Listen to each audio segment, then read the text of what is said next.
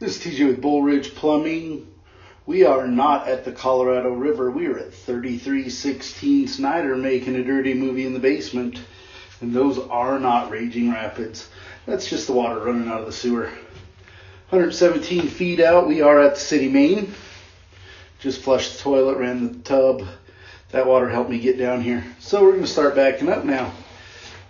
So obviously that's our line going in. Right away you run into some roots there. You can see those roots going around right there on that joint. Still got a little bit of water passing us here. Slight offset there. So start out, we are in a clay waistline. Anytime we're in a clay waistline, we expect to see roots and offsets. There's your offset, there's your roots. Wow, it's like the Triple Crown. We already won. More roots right there coming back. Quite a few roots in this sewer. Because of the roots that I'm seeing, I'm going to recommend a sewer clean and treatment with some Root X. Root X is a foaming root killer. It fills this line completely, kills all the roots for up to a year. That is an annual service that we recommend. The goal is to get ahead of the roots with the Root X, and then that way we just have to keep administering Root X and not doing sewer clears. Save you money, keep us busy. It's a win-win. So we get the disclaimer out of the way. I am viewing this on my cell phone, little 3x3 screen. Can't see everything. We will take this back. We'll view it on the big screen at the office. Right there we had a small belly. Anytime there's a belly like that, there is concern that it may catch and hold debris, causing backups, requiring more frequent maintenance. The roots will do that too. So the roots are already requiring maintenance, so the bellies are not as much of a concern on this one because I'm not getting sludge buildup on the sides. But still, they're there. Anytime there's a belly, there's a concern. More roots.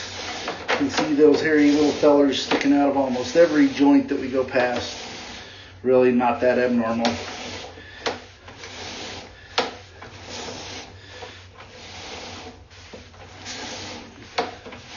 We can wipe those things out, clean it up, and keep this thing flowing and doing well for years to come. All in all, what I'm seeing here looks like this sewer is in pretty good condition for the age.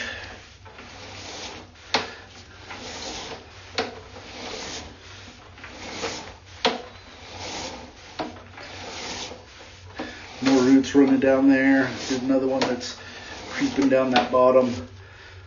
That one there is going to become a problem really soon. You can see that we've got just that little channel right at the bottom, and probably the reason why that channel's there when I poked it through with my camera. Right here you can see that this one is starting to cause a pool.